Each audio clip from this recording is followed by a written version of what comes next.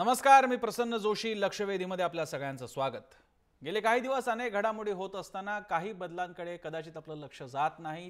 तेच आपल्या लक्षात आणून देण्यासाठी ही लक्षवेधी चर्चा.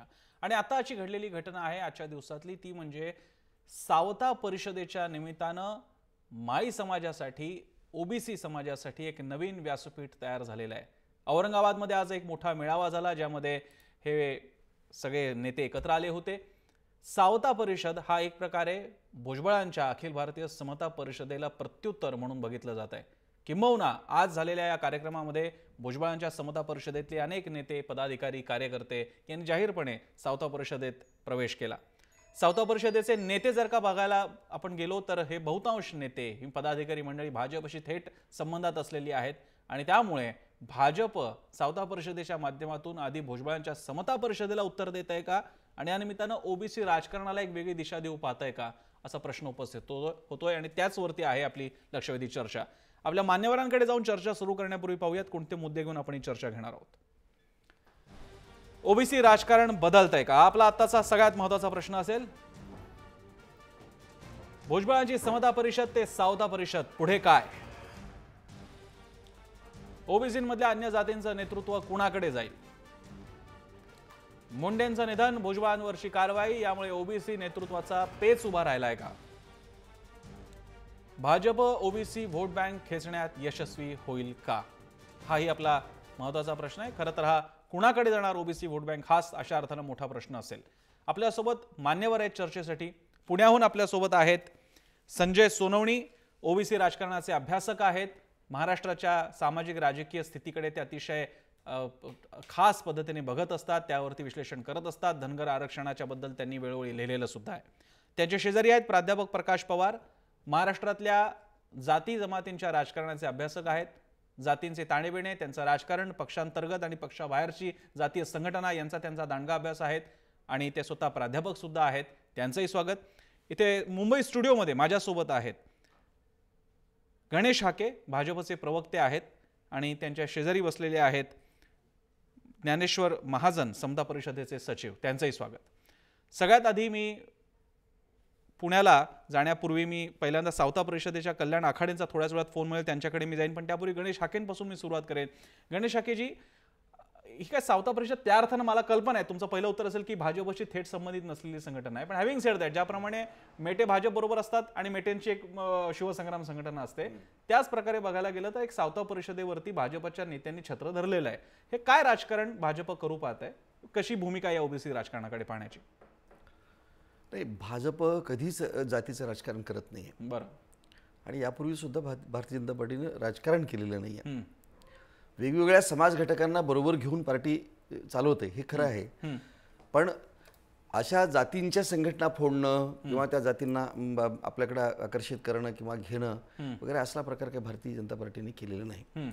आता आपण म्हणालात त्याप्रमाणे सावता परिषदेचे लोक काही आता आमच्या पक्षामध्ये, आता आम्ही कारण तिथले आखाडे असतील किंवा टिळेकर असतील, टिळेकर तुमचे युवा नेते सुद्धा आहेत, आमदार आहेत. आता एक त म्हणतात आगबाद लक्षात येतो. त्यामुळे आखाडे जिथे आहेत, जिथे टिळेकर आहे, जिथे चौधरीबाई आहेत, त्या ठिकाणी जर का बाकीची मंडळी जमत असतील, एक सावता परिषद व्यासपीठ उभं होत असेल, तर शेवटी कळतं.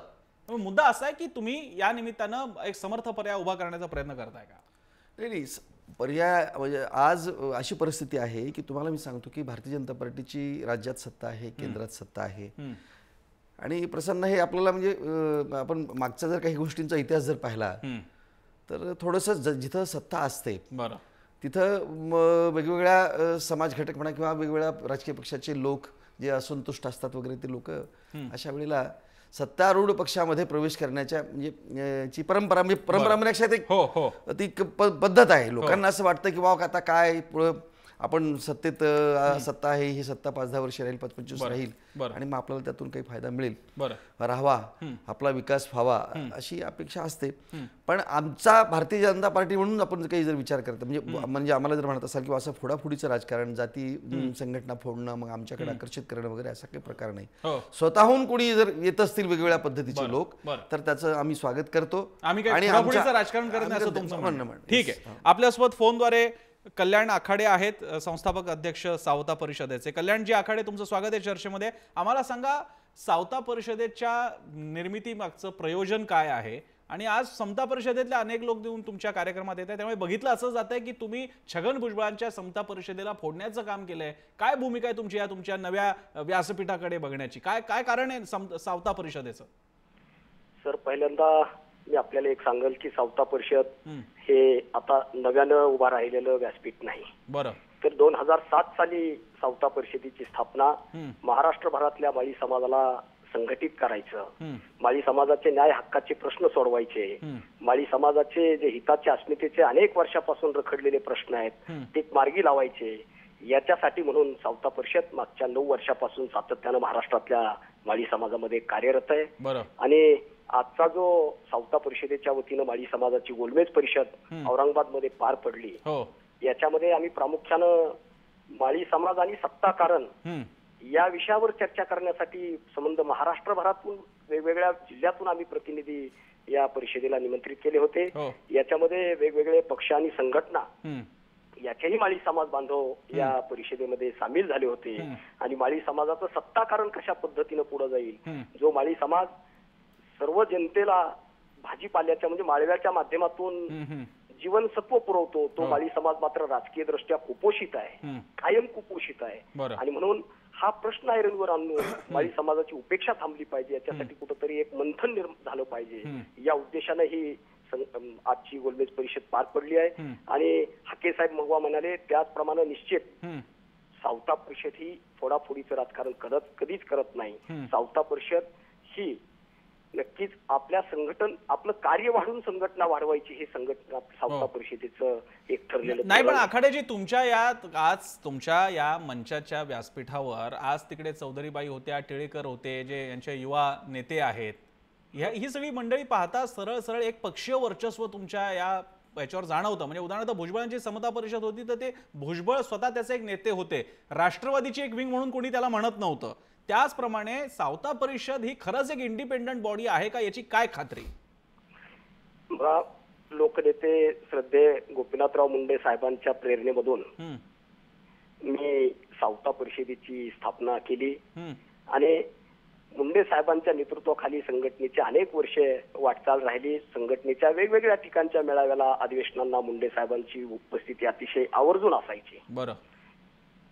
आणि म्हणून म्हणजे राजाश्रय असला पाहिजे, कुठल्याही संघटनेचे प्रश्न मार्गी लागायचे असतील समाजाचे, म्हणून मी मुंडे साहेबांच्या माध्यमातून मी सातत्यानं काम करत आलेलो आहे. बरं.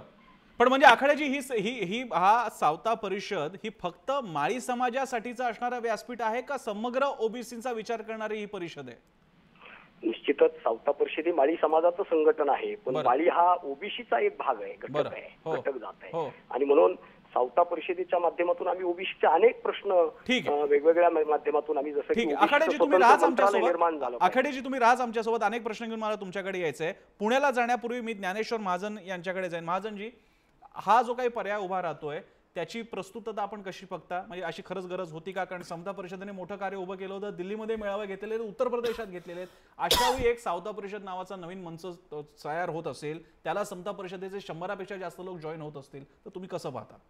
साहेब, सावता परिषद ही काही एक माळ्यांची संघटना आहे. आता मगाशी आखाडे साहेबांनी आपल्याला सांगितलं, पण समता परिषद ही पाथरा पगड जातींची संघटना आहे. आणि ही संघटना कुठलेही राजकीय प्रबळ हे नसताना, हेतू नसताना भुजबळ साहेबांनी सामाजिक कार्य करण्यासाठी जी स्थापना केली. आणि आपण जर त्याचा इतिहास बघितला गेल्या 24 वर्षाचा, की त्यामध्ये मग अनेक सामाजिक कामं केली. मग ते मराठवाडा विद्यापीठाचं नामांतर असो, पुणे विद्यापीठाचं नामांतर असो, संसदेमध्ये जो महात्मा फुलेंचा पुतळा, असे अनेक प्रकारचे अनेक कामं सांगता येतील की जी काही लोक आता ओबीसीची शिष्यवृत्ती दिली.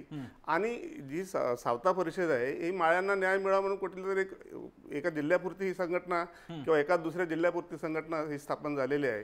समता परिषदेची तुलना होऊ शकत नाही. समता परिषद ही वेगळी संघटना आहे, 18 पगड जातींची संघटना आहे. याच्यामध्ये अनेक जातीचे, अनेक धर्माचे, अनेक पक्षाचे लोक याच्यामध्ये काम करतात साहेब. याच्यामध्ये मी तुम्हाला सांगू इच्छितो की केंद्रामध्ये बीजेपी सरकारमध्ये बिहारमधून उपेंद्र कुशवाहा आहेत, हे केंद्रीय मंत्री आहेत, आमच्या समता परिषदेचे बिहारचे प्रमुख आहेत ते. महाराष्ट्रामध्ये जर आपण बघितलं आमचे मुंबईचे अध्यक्ष आहेत ते शिवसेनेचे इथे आमदार आहेत आणि आपले प्रकाश सुर्वे, म्हणजे इथे काही पक्षीय ज्याला रंग नाहीये. सामाजिक काम म्हणून भुजबळ साहेबांनी ही संघटना स्थापन केली आणि आजही ती सामाजिक कामासाठी आहे. आणि आज जी बातमी सर्व चालू आहे टीव्हीवर की समता परिषदेला पर्याय, सावता परिषदेत समता परिषदेला पर्याय होऊ शकत नाही. जर कोणाला वाटत असेल की आपण त्या माध्यमातून पर्याय करू, हे दिवास्वप्न ठरेल.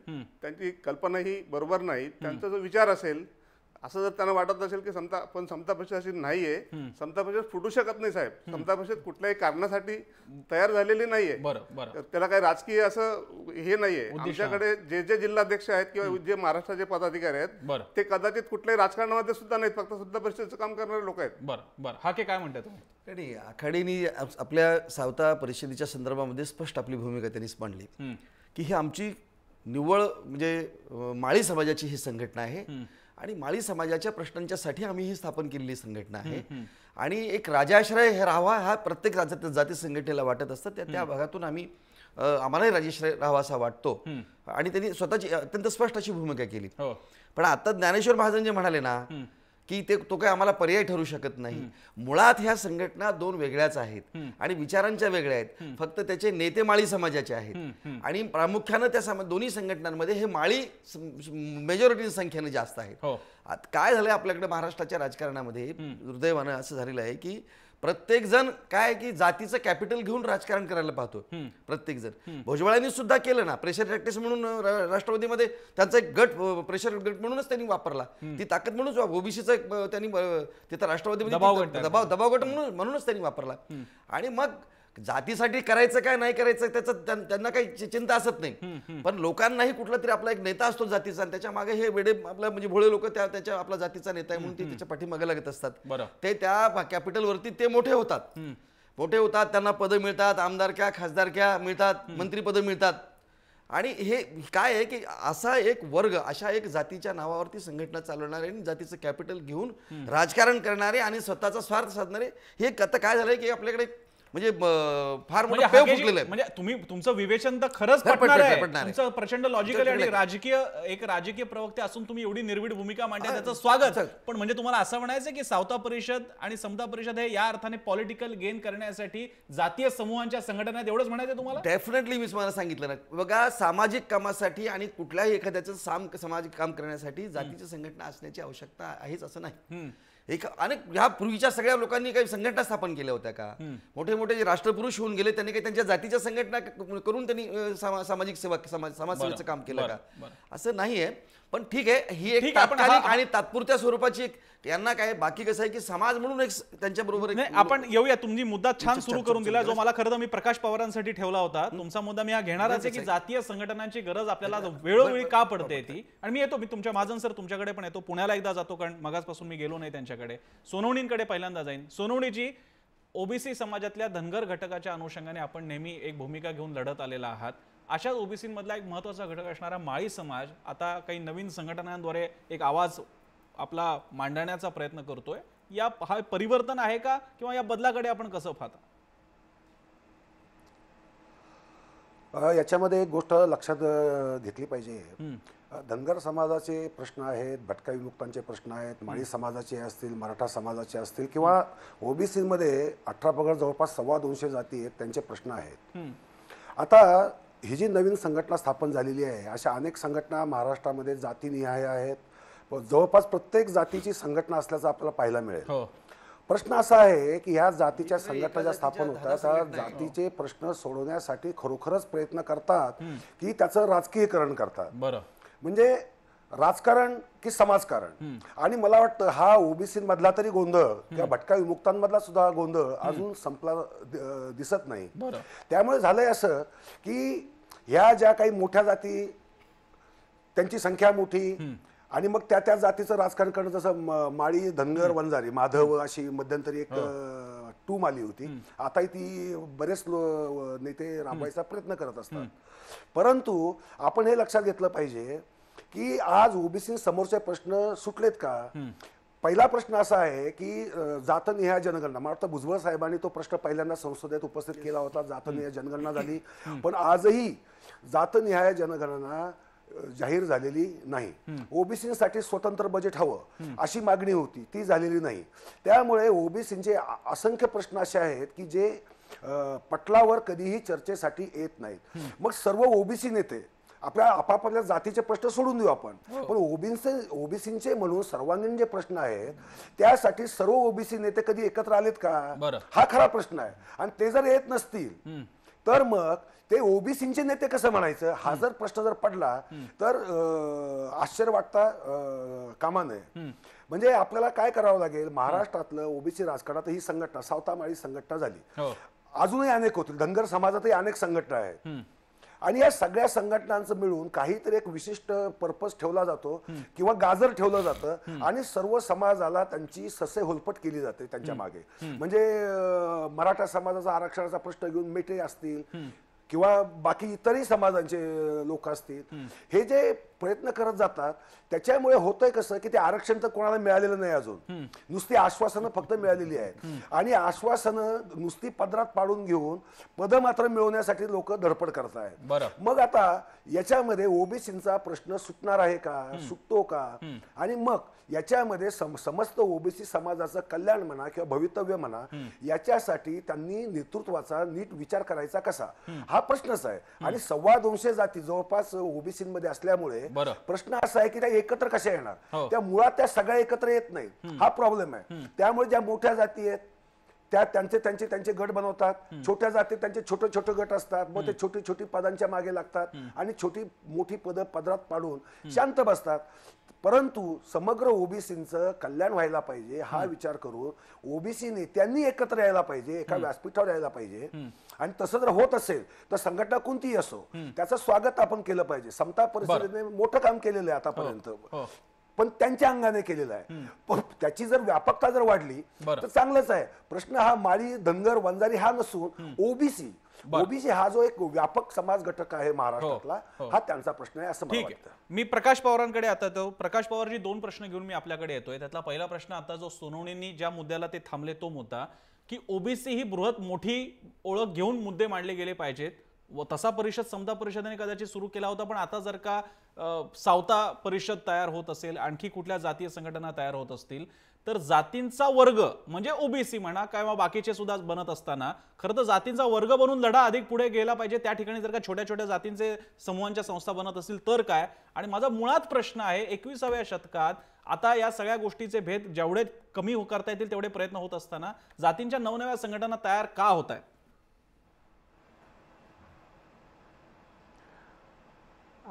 या प्रश्नाचं उत्तर या अर्थाने वेगळं आहे की जरी जातीतून लोक जात संघटनात येत असले तरी ते पूर्णपणे जातीय स्वरूप त्याला नाही. पूर्णपणे स्वरूप जातीय का नाही तर त्याची 3 कारण आहेत. पहिला मुद्दा, त्या संघटनामध्ये येणारे लोक हे मध्यमवर्गीय असतात. म्हणजे मध्यमवर्गीयकरण ज्यांचं झालं तेच जात संघटना स्थापन करतात. हा गेल्या 20 वर्षातला एक नियमच दिसतो. दुसरा मुद्दा असा दिसतो की त्यांना व्यवसायाशी संबंध असतो त्यांचा, म्हणजे व्यवसायाचे हितसंबंध, व्यवसायातला पैसा, जात संघटनेत गुंतवणं, असं दुसरा मुद्दा त्याच्याशी हा व्यवसायाचा दिसतोय. आणि तिसरा त्याला जोडून जो मुद्दा आहे तो याच्या पलीकडचा आहे की तो आपल्या स्वतःला एक राजकीय नेता म्हणून एका व्यासपीठावरती स्टँड करण्यासाठी, आपला पाठिंबा सभोवताली टिकवून ठेवण्यासाठी अशी जात संघटना निर्माण करत असतो. म्हणजे एकूणच हे 3 वैशिष्ट्ये जर नीट पाहिली तर ही संघटना, कोणतीही संघटना जातीवादी नसते, तर ते जातीचा आधार घेऊन आधुनिक पद्धतीचं काम करते आणि ते निवडणुकींसारखं काम त्यांचं चाललेलं असतं. म्हणजे जवळपास हे बार्गेनिंग सारखं काम आहे. आणि हे लोकशाहीशी ते फिट्ट जुळल्यामुळे, एकमेकांशी सांधा जोड झाल्यामुळे या आधुनिक कालखंडामध्ये जात संघटना टिकून आहेत. आणि ते यांचं हे बदललेलं चारित्र्य लक्षात घेतलं तरच आपण त्यांच्याकडे वेगळ्या नजरेने बघू शकतो. केवळ जातीयवादी आहेत असं म्हटलं तर ते चर्चेच्या विश्वातून बाहेर पडतात. दुसरा मुद्दा तुम्ही उपस्थित केला की छोट्या छोट्या जात संघटना आहेत किंवा छोट्या छोट्या जाती आहेत, त्यांचं काय किंवा त्या व्यापक कधी होणार. तर हा मुद्दा असा आहे की नेत्याला गरज किती पडते. म्हणजे उदाहरणार्थ एखाद्या नेत्याला फक्त जिल्हा परिषदेचा नेता व्हायचंय, विधानसभेचा व्हायचंय का लोकसभेचा, याच्यावरती आधारित तो व्यापक किती व्हायचं हे ठरवत असतो. म्हणजे छगन भुजबळांच्या संघटनेमध्ये त्यांनी समता हे टायटल घेतलं, हे व्यापक टायटल होतं. कोणत्या अर्थाने तर त्यांना केवळ स्थानिक नेता म्हणून न राहता जास्तीत जास्त मोठं नेता व्हायचं होतं.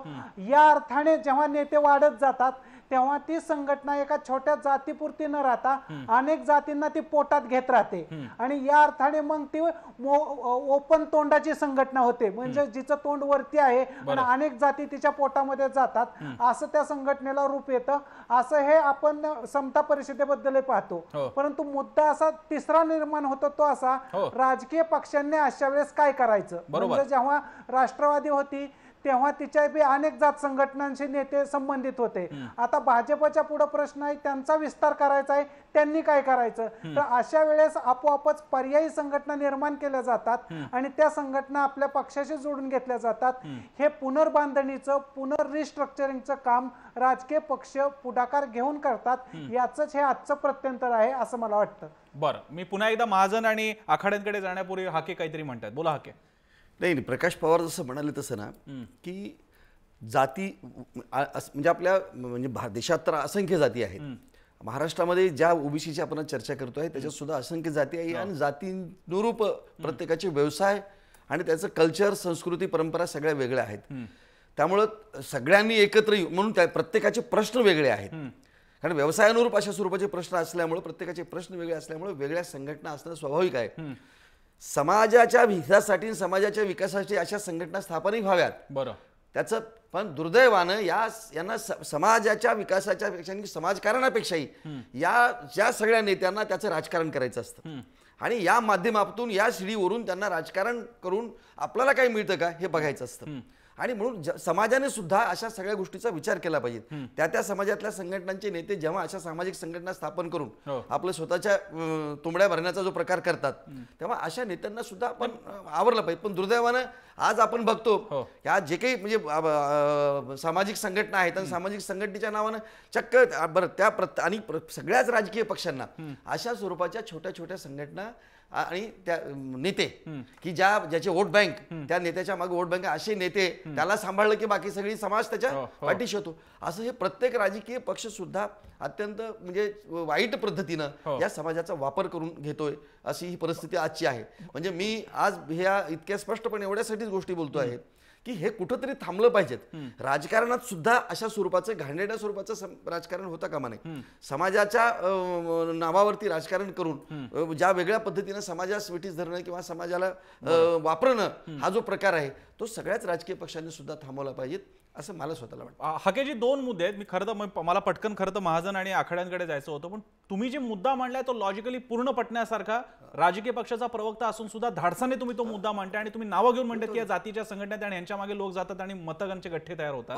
पण प्रश्न असा आहे की याच्या पलीकडे जाता येत नाही. म्हणजे मुख्यमंत्री मराठा सेवा संघाच्या बुलढाण्यातल्या कार्यक्रमाला सुद्धा जाणार, तुमचे टिळेकर इकडे सावता परिषदेच्या कार्यक्रमाला जाणार, हे सगळं का आहे. आणि दुसरी गोष्ट, मी तर त्याच्या पलीकडे जसं आपल्याला आता प्रकाश पवार म्हणाले की अशा या संघटना, परिषदा असणं, या जातीच्या संघटना असल्या तरी त्या जातीयवादी नाही आहेत असं त्यांनी आपल्याला सांगितलं. तुम्हाला असं नाही वाटत लोकशाहीच्या 5000 वर्षाचा किंवा ज्ञात इतिहास असणाऱ्या जातींच्या या देशात इतक्या लवकर जातीभीती सगळं नष्ट होईल?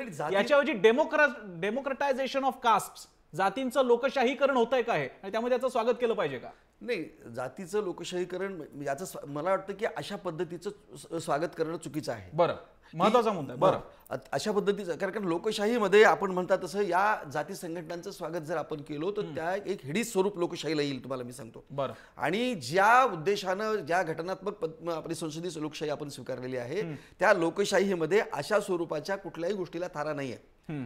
अत्यंत संसदीय लोकशाहीमध्ये मतांचं राजकारण जरी करायचं असलं नाही, ज्याची मतं जास्त, तो जरी समाज प्रभावी आणि ते राजकारण करत जरी असला तरी, पण आपल्याला या सगळ्या गोष्टीचा विचार करत असताना या कुठं घेऊन चालल्यात हे सगळ्या संघटना, बरं बरं, याचाही आपल्याला विचार, हा मुद्दा घेतो, हा मुद्दा मी नक्की घेतो. आणि या प्रकाश पवारांसाठी हा प्रश्न मी जरा राखीव ठेवतो. मी पहिल्यांदा आता जाईन आखाड्यांकडे आणि त्यानंतर महाजनांकडे. आखाडेजी, आपली ही सावता परिषद आपण सुरू केलेली आहे, हिचं ध्येय काय आणि मुळात अशी गरज तुम्हाला का भासली? कारण मुळात इथे ओबीसीचे मोठमोठे नेते आहेत, त्यांच्याकडनं काम सुरू आहे, असं असताना सुद्धा वेगळी सावता परिषद का? समता परिषदेसारखं मोठं व्यासपीठ असताना त्यांच्यासोबत जाऊन अधिक एक मोठा अजेंडा ओबीसींचा मांडण्यापेक्षा तुम्हाला सावता परिषदेचा वेगळा सावता सुभा का करावासा वाटला? पहिल्यांदा मी पवार साहेबांच्या जे काही भूमिका त्यांनी जो निर्णय दिला, जो काही निर्णय त्यांनी जी भूमिका मांडली त्यांचं मी स्वागत करतो. खरोखरच एखादा कार्यकर्ता आपल्या जातीसाठी काम करत असेल तर तो लागली जातीवादी ठरवणं किंवा निव्वळ स्वार्थी असं म्हणणं ही कितपत योग्य आहे, हे चुकीचं ठरल. महाराष्ट्रामध्ये माळी समाज हा मोठ्या संख्येने आहे, पण तो अनेक दृष्ट्या उपेक्षित आहे. आणि म्हणून सन्माननीय भुजबळ साहेबांनी, आदरणीय भुजबळ साहेबांनी समता परिषदेच्या माध्यमातून तमाम ओबीसींना एकत्र करण्याचं धोरण त्यांनी आखलं. मी माझा छोटा प्रयत्न म्हणून माळी समाजामध्ये एक काम करण्याचा माझी एक प्रामाणिक भूमिका आहे. जो समाज वंचित आहे, ज्या समाजाचे अनेक हिताचे आणि अस्मितेचे प्रश्न मागे पडलेले आहेत, त्या प्रश्नांना कुठेतरी वाचा फुटली पाहिजे.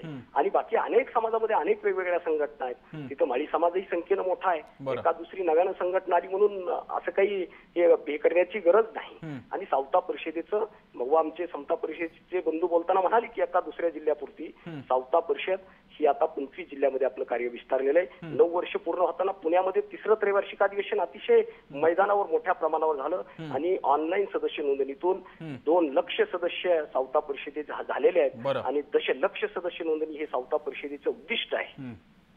हो बरं, पण आखाड्याची मला एक सांगा, मुळात तुमच्या या परिषदेचं नाव तुम्ही सावता परिषद केलेलं आहे. खरं तर अगदी स्वतः भुजबळांसारख्या नेत्याने सुद्धा आपलं नाव महात्मा फुले समता परिषद असं ठेवलं. सावता माळी मोठे संत होतेच, ते नाकारायचा तर प्रश्नच नाही. पण शेवटी महात्मा फुले ज्या पातळीला पुरोगामीपणाचा सगळा डिस्कोर्स, सगळा विचार नेतात, ती स्तर काहीच्या काही वरचा आहे आणि खूप पुढचा आहे. असं असताना पुन्हा एकदा आपल्या मध्ययुगातल्या प्रेरणांना घेऊन त्यांची प्रतीकं बनवणं थोडं टाळता आलं असतं का? समजा तुम्हाला करायचंच होतं, परिषद एक तयार करून समाजाला पुढे न्यायचं असेल तर महात्मा फुलेंचं प्रतीक जास्त योग्य, सुस्वरूप आणि आजच्या काळाला अनुसरून नाही का? महात्मा फुलेंचं प्रतीक अनुरूप आहेच आणि आम्ही ते मान्य करून काम करतोय. मात्र सावता महाराज हे 13व्या शतकातलं सावता महाराजांचं कार्य आहे. आणि सावता महाराज हे अतिशय पुरोगामी संत होते. त्यांनी कर्म हीच भक्ती, कामातच देव आहे असं सांगणारा, असा संदेश देणारा एकमेव संत आहेत सावता महाराज. आणि म्हणून सावता महाराज ही कुठल्या कालखंडामध्ये होते आणि ते प्रतिगामी वगैरे, सावता महाराजांचं कार्य हे अतिशय पुरोगामी राहिलेलं आहे. त्यांनी कर्माला प्राधान्य दिलेलं आहे, त्यांनी अंधश्रद्धेला मुळीच थारा दिलेला नाही. आणि हेच सावता महाराजांचं चरित्र सुद्धा या निमित्तानं पुढे आलं पाहिजे, जनतेसमोर आलं पाहिजे की कामात देव आहे असं सांगणारा एक संत, ज्यांनी कधी पंढरपूरची वारी केली नाही तर पंढरपूरहून स्वतः पांडुरंग त्यांना दर्शन म्हणजे भेट द्यायला त्या ठिकाणी यायचे. हे जे आपण ऐकतो किंवा बघतो, म्हणजे अनेक जणांकडून ऐकतो, तेव्हा सावता महाराजांना, सावता महाराज हे पुरोगामी संत होते. यावर तुम्ही म्हणताय ते बरोबर आहे आखाड्याची, तुम्ही म्हणताय ते 100% बरोबर आहे. प्रश्न असा आहे, सावता माळींच्या पलीकडे पुरोगामी विचार अधिक पुढे घेऊन जाणारा, सावता माळींनी जर का पाया रचला असेल तर कळस रचणारे महात्मा फुले आहेत. त्यांनी तर विद्येमिना मती गेली पासून ते शूद्रांचं कसं जो वाईट झालं हे त्यांनी सांगितलं. अख्खा शूद्र त्यांनी स्वतःच्या मांडणीमध्ये कव्हर केले होते. तुम्हाला असं नाही का वाटत, जर का तुम्ही महात्मा फुलेंचा विचार घेऊन तुमची काय, समजा तुम्हाला वेगळी काही परिषद स्थापायची होती तर अख्ख्या समाजाला सोबत घेणं जास्त बरं नाही का? हे खरं आहे की माळी समाज मोठे आणि त्याचे प्रश्न आहेत, पण माळी समाजासारखे ओबीसीमध्ये आणखी मोठे घटक आहेत, त्या सगळ्यांना जोडून एक वर्ग म्हणून जास्त मोठा संघर्ष उभा करणं जास्त योग्य नव्हतं का? नक्कीच. हॅलो, हा बोला, ऐकतोय आम्ही. हॅलो, हा ऐकतोय, आखाडे बोला तुम्ही. हॅलो, आखाड्याची आमचा आवाज पोहोचतोय, तुम्ही बोला. आमचा प्रश्न तुम्हाला एवढाच आहे की पुन्हा पुन्हा शेवटी तुमचे किती अतिशय चांगले इच्छा आणि सद्भावना असल्या तरी शेवटी तुम्ही उरले एका जाती पुरता इथपर्यंतच मर्यादित होता. हे मर्यादित का होता? नाही पहा, महात्मा फुलेंनी अखंडात सांगितलं, सत्तेविना सर्व कळा झाल्या अवकळा. आणि म्हणून आम्ही एकूण समाजकारण करताना सत्ताकारणही केलं पाहिजे. कुठल्याही समाजाला पुढे जाण्यासाठी सत्तेचा मार्ग हा आवश्यक आहे. म्हणून महात्मा फुलेंना, म्हणजे आम्ही सावता महाराजांच्या नावानं संघटना चालवताना महात्मा फुलेंचे विचार कुठं अनुकरणात करत नाही असं जर कोणी म्हणणार असेल तर ते चुकीचं. पण मग सत्ता मिळाली पाहिजे म्हणजे नेमकी काय? नेमकं मला हे सांगा, म्हणजे नेमकं काय? तुम्हाला माळी समाजाचा मुख्यमंत्री झाला पाहिजे, माळी समाजाचा पंतप्रधान झाला पाहिजे, काय नेमकी सत्ता मिळाली पाहिजे म्हणजे नेमकं काय? म्हणजे एकूण या सत्ता कारणामध्ये माळी समाजाचा सहभाग वाढला पाहिजे. आणि सत्ता ही अशी गुरुकिल्ली आहे की त्या माध्यमातून समाजाचे अनेक प्रश्न मार्गी लागत असतात. बरं. आणि म्हणून या माध्यमातून आम्ही समजा महात्मा फुलेंचं आंतरराष्ट्रीय कीर्तीचं स्मारक निर्माण झालं पाहिजे. शिवाजी महाराजांचं शिवस्मारक आता अरबी समुद्रामध्ये निर्माण होत आहे, साकारत आहे. तर डॉक्टर बाबासाहेबांचं साता समुद्रापलीकडे होत आहे. तर महात्मा फुलेंचं सुद्धा आंतरराष्ट्रीय दर्जाचं स्मारक, त्या महात्मा फुलेंनी शिवाजी महाराजांना आपला गुरु मानलं आणि बाबासाहेबांनी महात्मा फुलेंना गुरु संबोधलं. त्यांचा ही जी गुरु शिष्याची श्रंखला आहे, तर महात्मा फुलेंचं सुद्धा आंतरराष्ट्रीय कीर्तीचं आंतरराष्ट्रीय दर्जाचं स्मारक हे निर्माण झालं पाहिजे. ही सावता परिषद महात्मा फुलेंची प्रेरणा समाजाला मिळावी यासाठी मागणी करते आहे. आणि निश्चितच महात्मा फुलेंचे जे विचार आहेत, सत्तेच्या बाबतीत असतील, विद्येच्या बाबतीत असतील, आम्ही प्रामुख्यानं शैक्षणिक राजकीय प्रबोधन करत समाज संघटन करतो. आणि म्हणून महात्मा फुले असोत, सावता महाराज असोत किंवा कुठलेही महापुरुष असोत, ते आमच्यासाठी सदैव आदर्श आहे. आखाड्याजी तुम्ही राज आमच्यासोबत. माझं जे मला आपल्याला त्यांना विचारलेला प्रश्न थोडा उलट्या पद्धतीने मी आपल्याला विचारणार आहे. खरं तर भुजबळांसारख्या एवढ्या प्रचंड मोठ्या नेत्यांना त्याच वेळी महात्मा फुले समता परिषदेच्याच वेळी खरं तर माळी समाजाचं म्हणून नेतृत्व सहज स्वीकारता आलं असतं आणि पुढे नेता आलं असतं. तरी सुद्धा जसं मी यांना विचारलं की तुम्ही माळी समाजाचं डायस का बनवलं, तसं मला तुम्हाला प्रश्न आहे, तुम्हाला शक्य असताना सुद्धा तुम्ही का नाही बनवला? तुम्ही मुद्दामून ओबीसी ही ओळख का घेतली? भुजबळ साहेबांचं व्यक्तिमत्व हे जसे म्हणतात तसे मग माळी समाजाचं म्हणून नेतृत्व का नाही घेतलं तुम्ही? नाही, माळी समाजाचं नेतृत्व ठीक आहे, माळी समाज घ्यायला पाहिजे, पण त्यांचा एक उद्देश होता की जो बहुजन समाज आहे माळी समाजाच्या बरोबरीने समाजामध्ये, मग माळी, साळी, कोळी, जे काही शिंपी जे ओबीसी मध्ये येतात, अशा लोकांचं सुद्धा नेतृत्व करायला पाहिजे, अशा लोकांची सुद्धा उन्नती व्हायला पाहिजे. आणि आपल्या लोकांच्या बरोबर माळी समाज हा प्रामुख्याने एक सर्वात मोठा घटक जरी असला तरी अनेक घटक, लहान लहान घटकांना बरोबर घेऊन समाजाची उन्नती व्हावी या हेतूने त्यांनी एक सामाजिक संघटना काढली. आणि हाके साहेबांचा काहीतरी गैरसमज झालेला. पण मला एक सांगा आखाड्याजी, तुम्ही हाकेनं उत्तर द्याच, पण आखाड्याजी एक असाही आरोप झाला शेवटी, महाजन सर, एक असाही आरोप झाला की अगदी कितीही दावे केले समता परिषदेने तरी शेवटी ती उरली माळी समाजापुरताच. अनेक सगळी बहुसंख्य पदाधिकाऱ्यांची पदं ही फक्त माळी समाजापुरताच होती. इतकंच नव्हे, राष्ट्रवादी अंतर्गत सुद्धा छगन भुजबळांच्या समता परिषदेला यासाठी विरोध होता की जिथे शक्य असेल तिकडे छगन भुजबळ महात्मा फुले समता परिषदेची माणसं भरण्याचं काम करत होते, ती सुद्धा माळी समाजातली, म्हणून राष्ट्रवादी अंतर्गत त्याला विरोध झाला. त्यामुळे शेवटी तुम्ही किती दावे करा, तुम्ही सुद्धा शेवटी उरले माळ्या समाजापुरता, असं झालं का? असं नाही. आमचे अनेक जिल्हाध्यक्ष, अनेक राज्यावरचे पदाधिकारी मराठा समाजाचे आहेत, ब्राह्मण समाजाचे आहेत, तेली समाजाचे आहेत, गुरव समाजाचे आहेत. असं नाही, अनेक समाजामध्ये त्यांच्या समाजात काम करणारे तेली समाजाचे अनेक लोक महात्मा फुले समता परिषदमध्ये काम करतात. मराठा समाजाचे अनेक लोक महात्मा फुले समता परिषदमध्ये काम करतात. आणि ज्यांना कोणाला समता परिषदेला विरोध करायचा आहे ते एक वेगळ्या अर्थाने लोकांच्या समोर एक वेगळा मेसेज जावा या हेतूने सांगतात की ही फक्त माळ्यांच्या. पण माळी समाजाचा माणूस याचं नेतृत्व करतो आणि प्राधान्याने माळी समाज महाराष्ट्रामध्ये सर्वात मोठा समाज आहे ओबीसी मधला, म्हणून जास्त लोक त्यांचे आहेत. परंतु आमचे जर तुम्ही जिल्हाध्यक्ष बघितले साहेब की मातंग समाजापासून तर अनेक बौद्ध समाजापासून गुरव, तेली, अनेक समाजाचे लोक आमच्या जिल्हाध्यक्ष आहेत, मुंबईच्या पदाधिकारी आहेत, आमच्या राज्याच्या कार्यकारिणीवर आहेत. असं नाही, आपला गैरसमज आहे. आणि मगाशी विचार व्यक्त केला की साहेबांनी सांगितलं की हे जातीच्या राजकारण करून आपलं काहीतरी स्वार्थ साधतात. साहेब, आम्हाला 24 वर्षाचा इतिहास आहे. असं जर असतं तर मला तुम्ही सांगा, या राज्यामध्ये अनेक राज्यांमध्ये समता परिषदेचे मेळावे झाले. आपण जे काम भुजबळ साहेबांच्या वतीने झालं समता परिषदेच्या माध्यमातून ते समाजासाठीच झालेलं आहे. ओबीसीचं भुजबळ साहेबांच्या मुलांना ही शिष्यवृत्ती मिळाली का? गरीब ओबीसीच्या लोकांना शिष्यवृत्ती मिळाली. कोणामुळे मिळाली? महात्मा फुले समता परिषदेमुळे मिळाली. बाबासाहेब आंबेडकरांचं नाव दिलं मराठवाडा विद्यापीठाला.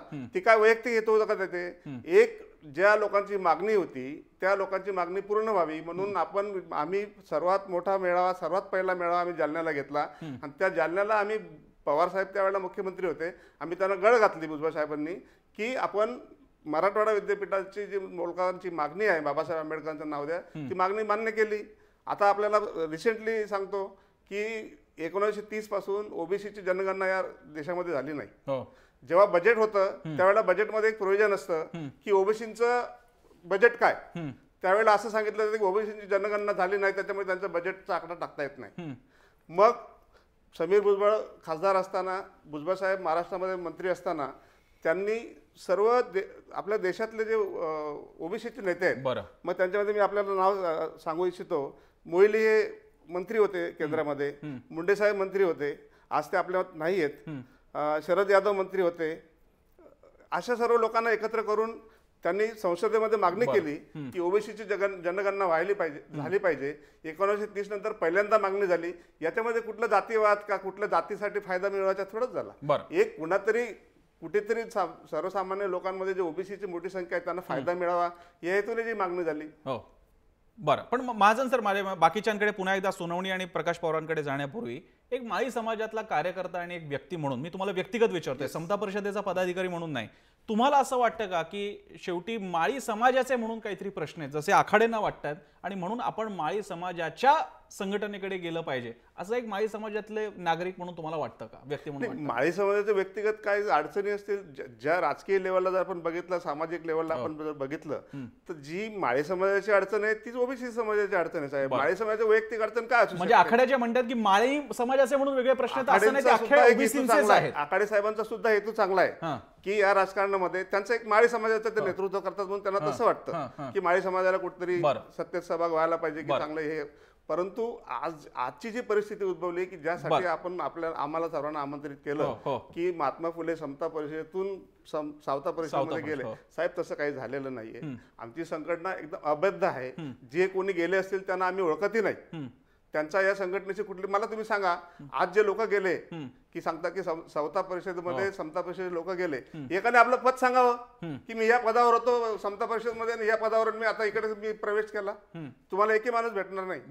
मी शिवाजी महाराजांचा गड जेवढा अभेद्य होता ना तेवढी आमची समता परिषद अभेद्य आहे. बरं, आपण पुण्याला जाऊयात. मी पहिल्यांदा प्रकाश पवारांकडे आणि मग सोनवणीकडे जाईन. प्रकाश पवारजी मगाशी भाजपचे प्रवक्ते असून सुद्धा हाके अहममिकेने म्हणतायत की अशा जातीय संघटनांची काही नावं द्या त्यांना, काही पुरोगामी म्हणा नका म्हणू, अशा संघटना असता कामा नयेत. त्यामुळे लोकशाहीला कुजवण्याचंच काम होऊ शकतं, कारण या जातीय संघटना शेवटी फोर्स ग्रुप म्हणून काम करतात आणि तुमचा वाईड मोठा लोकशाही म्हणून असणारा सगळा जो एक स्ट्रक्चर आहे त्याला पाडण्याचंच काम होईल. तुम्हाला काय वाटतं? ह्याच्याबद्दलचा एक मुद्दा असा आहे की भारतामध्ये लोकशाही कशी यशस्वी होईल असा आपण उलटा प्रश्न उपस्थित केला तर त्याचं उत्तर आहे की वरून खाली तळापर्यंत लोकांपर्यंत सत्ता जाणं, त्यांनी स्वतःच रिप्रेझेंटेशन करणं, त्यांचे प्रश्न मांडणं आणि त्यांचे प्रश्न सोडवणं, असा जर आपण विचार केला हे खालपर्यंत गेलं पाहिजे तर हे जाणार कसं? तर जाण्याचा दुसरा कुठलाही पक्ष हा मार्ग फार मर्यादित आहे. पक्ष जेव्हा ब्लॉक होतो तेव्हा पक्षालाही क्रॉस करून पुढं या संघटना घेऊन जाताना दिसतात. म्हणजे भारतामध्ये लोकशाही स्थिर का झाली याचं जागतिक पातळीवरती एक अत्यंत चांगलं उत्तर हे दिलं जातं. भारतातल्या जाती व्यवस्थेने आपलं जातीचं रूप बदललं आणि ती जात ही एका अर्थाने भौतिक स्वरूपाची कामं करायला लागली. या अर्थाने मी म्हणतोय की ह्या इथल्या भारतातल्या जातीच्या संघटना ह्यांना इतकंही रूप जातीयवादी नाही, ते जातवादी आहेत पण जातीयवादी नाहीत. जातवादी याचा अर्थ काय? जातीच्या लोकांचे हितसंबंध जपले पाहिजेत. जातीच्या लोकांचे हितसंबंध म्हणजे त्यांच्यापर्यंत सत्ता आली पाहिजे आणि ते तळागाळापर्यंत गेली पाहिजे आणि स्वतःच रिप्रेझेंटेशन केलं पाहिजे. या अर्थाने जर पाहायला गेलं तर जात संघटनांचं समर्थन पूर्ण इंटेलेक्च्युअल पातळीवरती आणि लोकशाही चौकटीत होतं. परंतु आपण जर असं म्हणायला लागलो की यातल्या सत्ता घसरण्याची प्रोसेस खालपर्यंत थांबली पाहिजे आणि सत्ता ही विशिष्ट पक्षांपर्यंतच मर्यादित राहिली पाहिजे तर आर्ग्युमेंट दुसरं निर्माण होतं की सर्वच जातीच्या संघटना ह्या खूप वाईट आहेत, त्या जातीवाद जातीयता निर्माण करतात आणि मग हे आर्ग्युमेंट घातक स्वरूपाचं ठरतं. प्रकाश भाऊजी, एक उपप्रश्न फक्त, तुम्ही म्हणताय लॉजिक म्हणून खरं असलं तरी हाकेंच्या बोलण्यात तथ्य नाही का? शेवटी जातीय संघटना किती लोकशाहीवादी स्वतःचा दबाव गरट करून हित बघण्यासाठी तयार झाल्या तर एकदा जातीय संघटना झाल्या की जातीय अस्मिता आली की जातीय अभिनिवेश आला, त्यातून मग शेवटी जातीत होणारी लग्न आली आणि त्याच्यातून त्याच्या पुढे जाणारा आपल्या जातीचा म्हणून प्रशासनामध्ये विविध क्षेत्रामध्ये आपला कसा दबाव तयार होत जाईल हा एक विचार आला आणि हा दिसत नाही का आपल्याला? याची उदाहरणं सुद्धा आपल्याला दिसत आहेत. मग यासाठी शेवटी तुम्ही मुळावरतीच घाव घालण्याची मग आंबेडकरांच्या विचार सगळ्या त्या अख्ख्या इथॉसला आंबेडकर विचारांचा जो काही एक अख्खा साचा ते मांडतात त्याला आपण बाजूलाच ठेवतोय. मग नाही, मुद्दा कसा आहे, अशा पद्धतीने जर आपण म्हणत गेलो तर मग त्या आंतरविसंगती निर्माण होतात. आंतरविसंगती कोणत्या अर्थाने? मूळ प्रश्न असा आहे की जात ही विषमतेवरती आधारलेली आहे. हे काय कोण नाकारत नाही. आंबेडकर जे म्हटले ते सर्वांना मान्य आहे. परंतु मुद्दा असा आहे की भारतामध्ये सत्तेचा प्रवाह खालपर्यंत कसा न्यायचा. दुसरा मुद्दा तुम्ही म्हणताय तो, यातून जातीच्या अस्मिता निर्माण झालेत, जातीच्या अंतर्गत हेवे दावे निर्माण झालेले आहेत, जातीमध्ये द्वेष वाढलेला आहे. एवढंच नव्हे तर जातीमध्ये आता जमातवादी शक्ती सुद्धा वाढलेल्या आहेत. या अर्थाने सर्व जितकं वाईट रसायन तयार होईल तितकं ते झालेलं आहे. ही परिस्थिती एका बाजूला आहे, परंतु त्याच बाजूला दुसऱ्या वेळेस ही परिस्थिती आहे. म्हणजे आपल्याला एका वेळेस एकच बाजू बघून चालत नाही, दोन्ही बाजू पाहिल्या पाहिजेत. आणि दोन बाजू पाहत असताना त्यातल्या त्यात जसं ते आके म्हणतात त्या पद्धतीनं त्याच्यावर टीका केली पाहिजे, ते नाकारलं पाहिजे. परंतु याचा अर्थ अंतिमता ते पूर्णच गोष्ट नाकारली तर लोकशाही एका जागेला थांबेल आणि तिचा विकास होणार नाही. ही वस्तुस्थिती त्याच वेळेस खरी आहे. बरं, मी येतो हाकेजी तुमच्याकडे येतो, त्यापूर्वी सोनवणींकडे पण जायचंय पुन्हा एकदा. सोनवणीजी, या सगळ्या पार्श्वभूमीवर म्हणजे हाके जे म्हणतात तो एक स्कूल ऑफ थॉट आणि पवार म्हणतात ते सांगतात ती एक विचाराची पद्धती, याच्या पलीकडे ओबीसी राजकारण कसं शेप घेईल त्याची दोन कंगोरे मला तुमच्यासमोर मांडायचे आहेत, विचारायचे आहेत. एक म्हणजे पोस्ट गोपीनाथ मुंडे, छगन भुजबळ आणि बाकीचे नेते मंडळींच्या नंतरचा ओबीसी समाज, आणि दुसरा भाग म्हणजे अशा प्रकारे जातीय संघटना तयार व्हायला लागल्या तर ओबीसी म्हणून एक मोठा संच तयार होण्याच्या ऐवजी जर का जातीय संघटना झाल्या तर ओबीसी म्हणून असणाऱ्या मुवमेंटला काही क्षती पोहोचेल का? पहिली गोष्ट ही लक्षात घेतली पाहिजे की महात्मा फुलेंनी जो सिद्धांत मांडला तो व्यापक होता. तळागाळात पिसलेल्या शूद्राती शूद्रांचा त्यांनी विचार केला, त्यांनी एका विशिष्ट जातीचा विचार केला नाही. समता परिषद महात्मा फुलेंचं नाव घेऊन स्थापन झालेली आहे. आता त्यांच्या प्रवक्त्यांनी तिच्या व्यापकतेबद्दल काही गोष्टी बोलल्या, ते अजूनही व्यापक करायची त्यांना निश्चितच संधी आहे. जातीय संघटनांना माझा विरोध आहे. याचं कारण असं आहे की जातीय संघटना ह्या द्वेष वाढवण्यासाठी कारणीभूत ठरू शकतात. गेल्या 2-4 वर्षामध्ये मी स्वतः प्रयत्न करून एका जातीय संघटनेचा कार्यक्रम असेल, तुम्ही इतरही जातींच्या लोकांना तुमचे प्रश्न समजून घ्यायला बोलवा, आणि काही लोकांनी, काही संस्थांनी, संघटनांनी तसं करायला सुरुवात केली. परंतु ते फार अजून काय म्हणून आपण बाल्यावस्थेत आहे हा विचार. पवार साहेब म्हणाले की जातीयवादी नाही, जातीय संघटना जातीयवादी नाही. ही गोष्ट जितकी खरी आहे तितकीच जातीय अहंकार वाढवणारी आहे, हे सुद्धा अमान्य करता येत नाही. आपण जर फेसबुकवर, सोशल माध्यमात पाहिलं तर आजकाल प्रत्येक जात आपल्या जातीचा घेऊन नडला तर तोडला वगैरे फार अगदी विध्वंसक भाषा वापरताना आपल्याला आढळून येतं. त्यामुळे इकडे तुम्हाला फक्त आठवण म्हणून सोनवणीजी तुमच्याच मुद्द्याला धरून, म्हणजे माळी समाजाचा आपला मुद्दा चाललेला आहे म्हणून, आणि अशा घोषणा प्रत्येक जातीत आहेत, पण माळी समाजाचा विषय चाललाय म्हणून एकच माळी वाघाची डरकाळी अशा आम्हाला घोषणा बघायला मिळाल्या होत्या 2014ला, आणि याच्या विरोधात माळी समाजाच्या विरोधातल्या घोषणा सुद्धा निवडणुकीत बघायला मिळाल्या. काहीतरी वाजवा आणि कोणाला तरी हाकला वगैरे, अतिशय घाणेरडं राजकारण आहे. पण तुम्ही म्हणताय ते बरोबर आहे सांगण्यासाठी हे उदाहरण. अगदी अगदी. तर आपण बोला. महात्मा फुले आमचे आदर्श आहेत. त्यांच्यासारखे थोर विचारवंत जागतिक पातळीवर सुद्धा, म्हणजे गुलामगिरी सारखा ग्रंथ लिहून, नंतर बाबासाहेबांनी शूद्रांसाठी, ओबीसीसाठी राजीनामा दिलेला आहे त्यांच्या प्रश्नांसाठी. ते तर ओबीसी नव्हते तरी सुद्धा त्यांनी समग्र ओबीसींचा विचार केला. आज आपल्याला ओबीसींचं जर कल्याण हवं असेल तर आपल्याला समग्र ओबीसींचा विचार करणाऱ्या नेत्यांची गरज आहे. संघटना असतील नसतील हा भाग वेगळा, परंतु संघटनांचे जे नेते आहेत त्यांनी एका व्यासपीठावर येत समग्र विचार केला पाहिजे. नाही तर काय म्हणतील लोक, कोळ्यांचा प्रश्न आहे, भंडाऱ्यांचा त्याच्याशी काय संबंध, आगरींचा त्याच्याशी काय संबंध, मग आगरींचं पाहून घेतील, कोळींचं पाहून घेतील, आणि अशा रीतीने कोणाचेही प्रश्न सुटत नाहीत. कारण शेवटी परत लोकसंख्येला महत्व येतं. कारण अनेक जाती अशा आहेत की ज्या काही लाखात, म्हणजे मोजक्या हाताच्या बोटावर मोजता येतील अशा लाखात आहेत, काही कोटींमध्ये आहेत. यांची तुलनाच होऊ शकत नाही. प्रश्न मांडणार कुठे, कोणापुढे? काही जातींना तर आपले प्रश्न काय आहेत हे सुद्धा माहित नाही, कोणा पुढे जायचं हे माहित नाही. उदाहरणार्थ मुस्लिम खाटीक समाज आपण डोळ्यासमोर घेऊन चालतो, अत्यल्प समाज आहे. आज त्यांचे एवढे भयंकर भीषण प्रश्न तो खाटीक समाज भोगतो आहे, परंतु त्यांना जायचं कोणाकडे हे सुद्धा त्यांना माहित नाही. मग इतर जातीच्या संघटनांनी त्यांना जर मदत केली नाही तर त्यांचा प्रश्न कसा सुटणार? म्हणजे आपल्याला शेवटी ओबीसी, भटके विमुक्त किंवा ज्या ज्या वंचित जाती, वंचित कोणी असो, ज्या ज्या वंचित जाती आहेत त्यांचे प्रश्न व्यापक वैश्विक दृष्टिकोनातून त्यांच्याकडे पाहत ते आपल्याला सोडवायचा प्रयत्न करावा लागतील आणि त्यासाठी फुलेंची बाबासाहेबांची व्यापकच दृष्टी आपल्याला ठेवावी लागेल. एकट्या जातींपुरता जर विचार केला तर एखाद दुसऱ्याचं कल्याण होईल, परंतु त्यामुळे समग्र समाजाचं समग्र ओबीसी भटका विमुक्तांचं कल्याण होऊ शकणार नाही. आणि या सगळ्या नेत्यांना माझी विनंती आहे, कळकळीची विनंती आहे की समता परिषदेचे ते प्रवक्ते आहेत त्यांनाही विनंती आहे की त्यांनी या दृष्टीने काम पुढे न्यावं की ही संघटना फक्त माळ्यांची आहे, ही संघटना फक्त धनगरांची आहे. हे असं करून जातीय नेतृत्व, जातीचं राजकारण या गोष्टीला थारा देऊ नये. तो वंचितांचं, शोषितांचं, दीनदुबळ्यांचं राजकारण करावं, तर त्यामध्ये भारतीय लोकशाहीचंही कल्याण आहे, घटनेचं कल्याण आहे. म्हणजे घटनात्मक पद्धतीने ते होईल आणि खऱ्या अर्थाने लोकांना न्याय मिळण्याची जास्त शक्यता आहे. बोला महाजन. आणि आपण ते सर्वांनीच करावं असं माझं आव्हान आहे. महाजन सोनवणे साहेबांनी जे सांगितलं महात्मा फुलेंबद्दल त्यांनी आदर व्यक्त करा, मी त्यांचा आभार मानतो. त्यांची फक्त मी त्यांना एक दुरुस्त करू इच्छितो की त्यांनी म्हटलं की जातीय संघटना नसावी. साहेब, जातीय संघटना असावी, कारण जातीय संघटना झाली, जातीचे नेते झाले तर जातीला कुठेतरी प्रवाहामध्ये, मुख्य प्रवाहामध्ये नेऊन ठेवतात. माझ्या मते धार्मिक संघटना नसावी, कारण आज जर आपण बघितलं सर्व वातावरण, जातीय संघटनांपेक्षा धार्मिक संघटनांचा जास्त लोकांना काळजी वाटते. आणि सोनवणे साहेबांनी सांगितलं की सर्व नेत्यांनी एकत्र यायला पाहिजे. आपल्या माहितीसाठी सांगतो की मी सॅल्यूट करतो मुंडे साहेबांना, ते आज आपल्यात नाहीत. ते नेहमी सांगायचे की जेव्हा ओबीसीची चळवळ असेल तर भुजबळ साहेब माझे नेते आहेत म्हणायचे.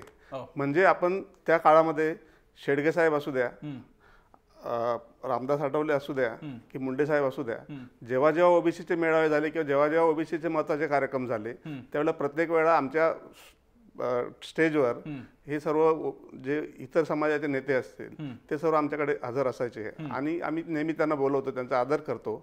आम्ही कुठेही, मला वाटतं महात्मा फुले समता परिषद असं वैयक्तिकरित्या कोणाच तरी फोकस करण्यासाठी असं काम झालेलं नाही गेल्या 24 वर्षांमध्ये, असं मला सांगावंसं वाटतं. बरं, मग आखाडे तुम्ही आहात, माझा आवाज पोहोचतोय आपल्यापर्यंत? आखाडेजी, माझा आपल्याला प्रश्न आहे, समजा धरून चालू माळी समाजाचे म्हणून काही प्रश्न आहेत, त्याच्यासाठी आपण आपली ही संघटना, एक संस्था सुरू केलेली आहे. पण शेवटी प्रश्न मांडत असताना जो भुजबळ आणि मुंडेंनी एक मुद्दा घेतला होता की आपण दोघांनी एकत्र यायचं आणि ओबीसीचा मुद्दा घेऊन पुढे जायचं, त्याच्यामधले माळी समाजाचे म्हणून भुजबळ होते आणि वंजारी समाजाचे, ओबीसी समाजातले नेते म्हणून गोपीनाथ मुंडे होते. आणि त्यांनी इतकी मनाची उदारता दाखवली की भुजबळ आपलं नेतृत्व करतील असं मानलं होतं.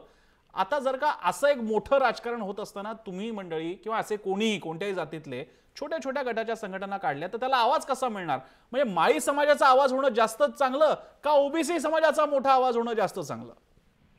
नक्कीच तमाम ओबीसी एकत्र येऊन जो व्हॉइस असेल तो निश्चितच मोठा असेल, पण तो आवाज मोठा करण्यासाठी ओबीसीतले ज्या काही झोपी गेलेल्या किंवा निद्रिस्त अवस्थेत असलेल्या वेगवेगळ्या ज्या संघटना, वेगवेगळे जे समाज आहेत ते समाज जागे करण्यासाठी सुद्धा सावता परिषदेसारखे संघटन नक्कीच त्याला पूरक ठरतील. आणि ही जी ओबीसीचा लढा आहे हा लढा पुढे नेण्यासाठी निश्चितच अशा पद्धतीनं वेगवेगळ्या समाजामध्ये वेगवेगळ्या संघटना सक्रिय असल्या पाहिजे आणि त्यांनी सक्रियतेनं, सावता परिषद ही जरी माळी समाजापुरती संघटना असली तरी ओबीसीतली एक घटक जात म्हणून आम्ही तमाम ओबीसींचे प्रश्न, आमचं मागणी आहे की जसं ज्या पद्धतीनं आदिवासी समाजासाठी आदिवासी मंत्रालय आहे, दलितांसाठी समाज कल्याण मंत्रालय, अल्पसंख्याकांसाठी अल्पसंख्याक मंत्रालय, त्याच धर्तीवर ओबीसी साठी स्वतंत्र ओबीसी मंत्रालय असलं पाहिजे, ही मागणी जेव्हा सावता परिषद करते आहे तेव्हा त्याच्यामध्ये तमाम ओबीसी वर्गाचा विचार झालेला आहे. आणि म्हणून या ठिकाणी आपले पुण्याहून बोलत असणारे आमचे मित्र की जे म्हणाले की जातीची संघटना ओबीसी, ते आता ओबीसीच्या संघटनेच्या लेवलवर काम करत असल्यामुळे कदाचित त्यांचं ते मत असलं पाहिजे. मग त्याच्या पुढे जाऊन आणखी एखादा विचार करणारा असा असतो की हे प्रवर्ग, म्हणजे हे जातीचं नको, मग प्रवर्गाचं नको, एक माणूस जातीसाठीच लढा असला पाहिजे. हे लॉजिक मांडायला वेगवेगळ्या पद्धतीनं किती लॉजिक मांडता येतील, परंतु माझं मत आहे की नक्कीच सावता परिषद काम करताना एका जातीसाठी जरी काम करत असली तरी कधीच कुठल्या जातीचा द्वेष करत नाही, कधीच जातीवाद पेरत नाही. माळी समाजासाठी काम करताना बाकी सर्व समाज हे आपले बंधू भातृ समाज आहेत, सर्व समाज गुन्ह्यावर आणला पाहिजे. सावता परिषदेची स्पष्ट आणि प्रामाणिक भूमिका. माझ्या हाकेजी, तुम्हाला शेवटचा काही थोडाफार वेळ असेल, मी आपल्याला विचारतोय. ठीक आहे, त्या ह्या समाजातल्या या काही मंडळींचं स्वतःचं एक म्हणणं आहे, त्यामुळे त्या संघटना सुरू करतात, ठीक आहे, हा त्यांचा मुद्दा आहे. पण जर का तुम्ही आणि तुमचा पक्ष आणि अगदी काँग्रेस, राष्ट्रवादी सगळेच म्हणतात की आम्ही जातीय राजकारण करत नाही, मग आपण भाजपपुरता बोलू, कारण आता तो सत्तेत आहेत. गिरीश बापट ब्राह्मणांच्या कार्यक्रमांना जाणार, त्यांच्या संघटना पदांवरती कुठेतरी जाणार, त्यांच्याशी संबंध ठेवणार. तुमचे आणखी टिळेकर आणि बाकीची मंडळी तिकडे माळी समाजाच्या याच्या जाणार. मराठा समाजाचे नेते असतील तर ते खरं तर फडणवीस आहेत, पण ते मराठा सेवा संघाच्या कार्यक्रमात जास्त असतात. हा सगळा प्रकार आहे. आपणच जातीय संघटनांच्या डायसवरती जाणार आणि आपणच म्हणणार जाती संघटना नको. हा काय प्रकार आहे? नाही, मी तुम्हाला सांगितलं ना की सगळ्याच राजकीय पक्षांना वेगवेगळ्या जाती जमातीची मतं हवी आहेत. आणि मग जाती जमातीची मतं मिळवत असताना, सत्तेचं राजकारण करत असताना त्यांना ह्या अशा वेगवेगळ्या समाजाच्या संघटनांच्या नेत्यांना धरून ठेवावं लागतं. बरं. आणि हे दुर्दैव आहे. हे नाही, हे दुर्दैव आहे. मी तुम्हाला सांगितलं की कुठल्याही पक्षाचं असेल तरी हे दुर्दैव आहे.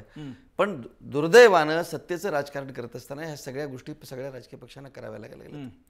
ही वेळ खरं म्हणजे चांगल्या कुठल्याही राजकीय पक्षावर येऊ नये, तुम्हाला मी सांगतो. पण ते त्याला म्हणजे काही नाईलाज असतो म्हणा, ह्या सगळ्या गोष्टी केल्या जातात. माझं स्वतःचं प्रामाणिक असं मत आहे की समाजामध्ये अनेक जाती आहेत. प्रत्येक जातीचे प्रश्न वेगळे आहेत, त्यांच्या परंपरा, रूढी, सगळ्या गोष्टी वेगळ्या आहेत. जातीच्या संघटना असणं याला माझा विरोध नाही आहे. पण त्या संघटनांनी म्हणजे आता अनेक नेते मी तुम्हाला सांगितलं की संघटना स्थापन करतात, जातीसाठी काही मागत नाहीत, आपल्या स्वतःसाठी मागतात. बरं का, मला जातीला आरक्षण द्या असं म्हणत नाहीत, मला मंत्री करा म्हणतात किंवा मला आमदार करा म्हणतात, मला खासदार करा म्हणतात. माझं म्हणणं असं की तुम्ही जातीच्यासाठी संघटना स्थापन करताय ना, जातीचा विकास व्हावा, समाजाचा विकास व्हावा असं तुम्हाला वाटतं ना. माझा विकास झाला की मी जातीचा करेन, मी आमदार झालो. म्हणून म्हटलं की हे जे आहे ना छुपं जे अजेंडा आहे तो दुर्दैवानं सगळ्या नेत्यांनी, माझं काय म्हणणं आणि माझं तर त्याच्या पलीकडे जाऊन म्हणणं आहे की गुणवान, कर्तृत्वान नेतृत्वाला अशा कुठल्याही गोष्टीच्या याची आवश्यकता असत नाही, पाठिंब्याची किंवा अशा कुबड्यांची आवश्यकता असत नाही. ती माणसं समाजाचं काम करत असताना ते त्या ताकदीनं काम करत असतात. त्याला काय आमदार असावा लागतो, खासदार असावं लागत नाही. त्याच्या समाजामध्ये तो उत्तम पद्धतीने काम करत असेल तर त्याला लोक स्वीकारतात, त्याचं नेतृत्व स्वीकारतात. पण दुर्दैवानं मी तुम्हाला सांगितलं की ही दोन्ही आहे. ठीक आहे, त्या नेत्यांनाही हवं आहे आणि राजकीय पक्षांना. कार्यक्रमाच्या शेवटी जाती संघटना हे वास्तव आहे, हे स्वीकारावंच लागणार आहे, तुम्हाला ते किती नकोसं असलं तर. पण किमान आपण एक अपेक्षा बाळगू शकतो, मग ते आखाडे असतील किंवा महाजन असतील किंवा बाकीच्या सगळ्या जातीय संघटनांचे नेते असतील, किमान एक अजेंडा असू शकतो का? तुमच्या जातीचे प्रश्न असतील त्यासाठी तुमचं लढत असताना सगळे मिळून, महाराष्ट्रीय म्हणून, भारतीय म्हणून आपण काही एक अजेंडा आपण करू शकतो का? त्या दृष्टीने एकमेकांच्या जातीमध्ये सरमिसळ, एकमेकांच्या मंचावर जाणं, जो प्रयोग सोनवणी करतात, छोट्या प्रमाणात का होईना करतात, असं एक आदान प्रदान होऊ शकतं का विचारांचं? त्या दृष्टीने प्रयत्न करूयात. अगदी लगेच जाती लेस मानव कधी होईल तो होईल, पण किमान छोट्या छोट्या जाती संघटनांपेक्षा उद्या माळी समाजामध्ये पुन्हा आणखी छोट्या संघटनांचे ज्या इतर उपजाती आहेत त्या म्हणतील आमच्या फुलमाळींची वेगळी समाज, याच्या पलीकडे आपण जाणार आहोत का? ओबीसी म्हणून, आणखी त्याच्यावरती महाराष्ट्रीय म्हणून, त्याच्यावरती भारतीय म्हणून. कारण आंबेडकरच सांगून गेलेले आहेत आपण सगळे पहिल्यांदा आणि शेवटी भारतीय आहोत. त्या भारतीयत्वाचा प्रवास होईपर्यंतचा हे टप्पे मात्र पार करावे लागणार आहेत. त्यासाठीची जी चर्चा होती, ज्यासाठी आपण सगळ्यांनी वेळ दिला, सगळ्यांचे आभार. चर्चेच्या शेवटी लोकांना आपण विचारलं होतं महाराष्ट्रातल्या ओबीसी राजकारणाविषयी, भुजबळांनंतर ओबीसी राजकारण काट टाकतंय का? लोकांनी काय उत्तर दिलंय, कसा प्रतिसाद दिलाय बघूयात आपल्या स्क्रीनवरती. 68% लोकांना वाटतंय की होय, ओबीसी राजकारण काट टाकते आणि त्याचीच कदाचित परिणती ही अशा नव्या संघटनांमध्ये बघायला मिळते. या कौलाचा आदर करत चर्चेमध्ये आपण इथेच थांबतोय. पाहत रहा जय महाराष्ट्र.